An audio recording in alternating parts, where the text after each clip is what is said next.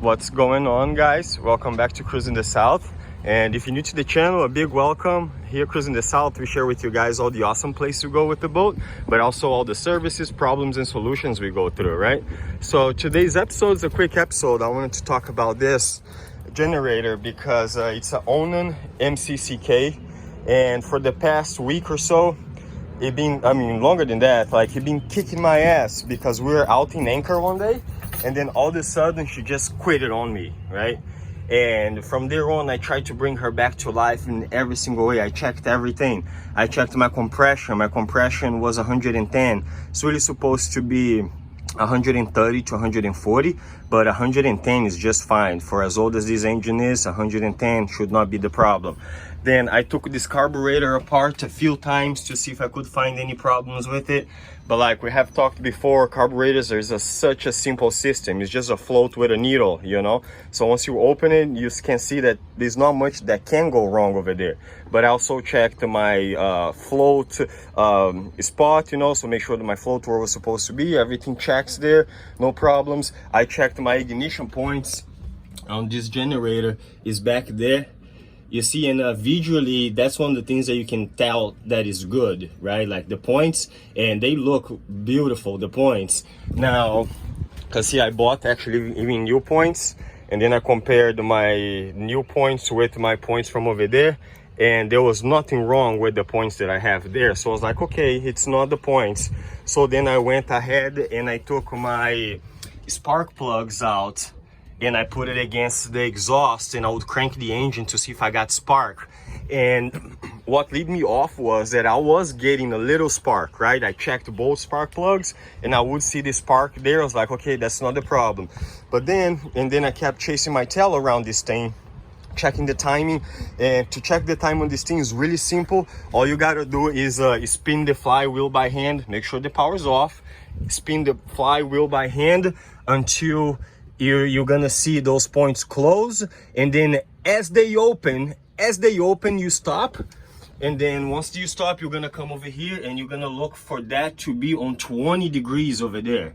So you don't even need the timing light. As long as you do that, you know, just crank the flywheel until your points just open. And then if you are coming up on 20 degrees, you're good. So then the engine's timed, right? And if you wanna mess with the timing, you gotta loosen, you gotta loosen those two bolts right there, that one, and then you move this forward and backwards, and you retard or advance the timing. Okay, and then for the carburetor, you have this back adjustment here. This is for when she's on idle, without load. Then you can you're gonna set this back one at 1 1/8 turns from closed. You're gonna open 1 1/8. And then this one on the side here is for the load one, and that one you're gonna put at 1 3/8. But you're probably gonna have to lean it out once you get her running, you know, but that's a good starting point. So I tried all these things, man, and because I was seeing a little spark, I thought that was not the ignition system. But then just out of luck, I had another coil of these because it came with the points. So I went and I changed this damn little coil that is inside, you know, that is the coil, ignition coil for the, for the points right there. I put the new one in there, and guys, let me tell you this. The spark changed from day to light to day to night, right? Or night to day, I guess. Once I put this one in there, my spark was like super strong. I put everything back together, boom, she didn't skip a beat. So this turned out to be my problem, you know, like something else, man. But let's see if I can put my results where my mouth is, right?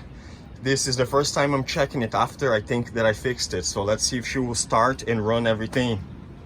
Now, first I'm gonna check to see if I have enough fuel, because you gotta remember that the tank has to have at least 3/8 of gas, otherwise she won't make it, right?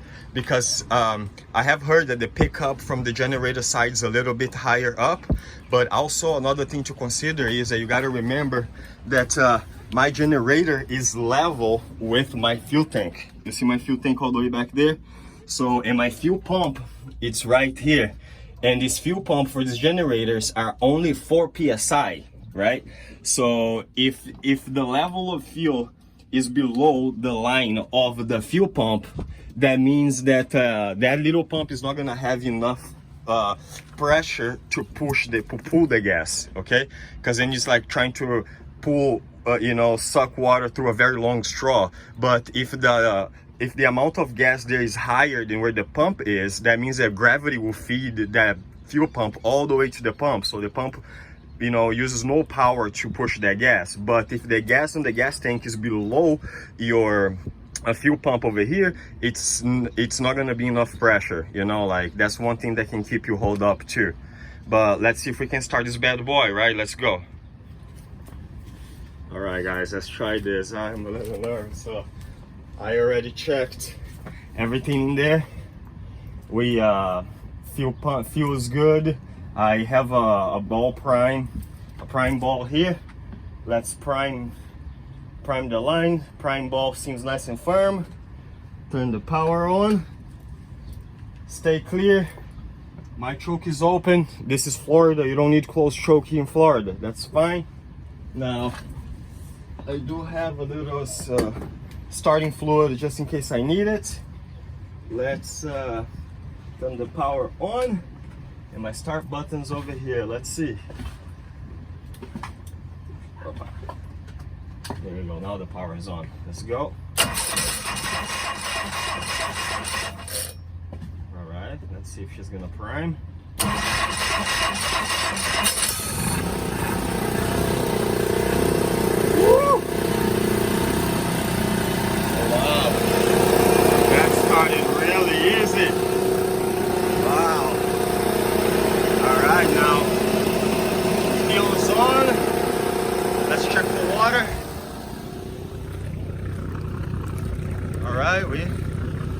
Cooling. Let's see, she's not with any load. Let's see how much. Okay, now we're gonna turn off shore power. We're gonna give it to the Jenny. Boom, let's see. All right, we got juice. Oh, the refrigerator is already running. Now I'm gonna let her get to operating temperature, and then we're gonna add the AC load to it, and let's see how she reacts. And before I had changed this, when I would actually put the load on her, she would like hunt for a little bit. I think this thing was like going bad for a little while there, you know, like was getting worse and worse by day.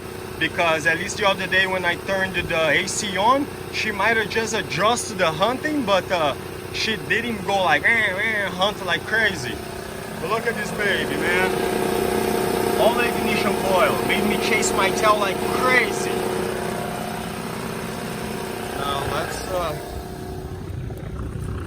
Water is good. Everything looks good.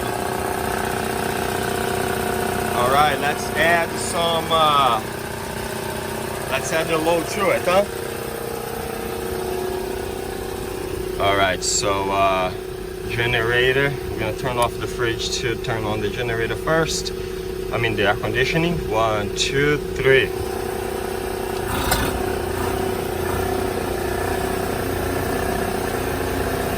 There you go. See, on the high side, on the low side, I can probably lean her out just a bit, because see, she kind of backfired 1 second, so that means she's a little rich. So I can come right here on the low side, and I'm just gonna lean it up just a second. There you go. And the next time I do this again, I can see if it was good or bad, but. Running perfectly. Let's see how many volts we have over here. 120. Yes. Now I did turn on the AC, so one of the first things you should do when you first turn on the AC is check for your cooling system. That's for the AC. AC is pushing out water. That's done. So all right, guys, there we go. We fixed it. So if your MCCK start giving you a hard time, save yourself some headache and start with this. This will help you a whole world, man.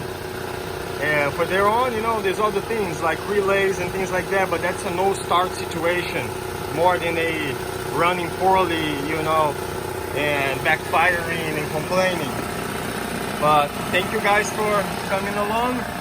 And if you have any comments, leave it below. If you have any criticism too, leave it below. Thank you so much, and I see you guys in the very next episode.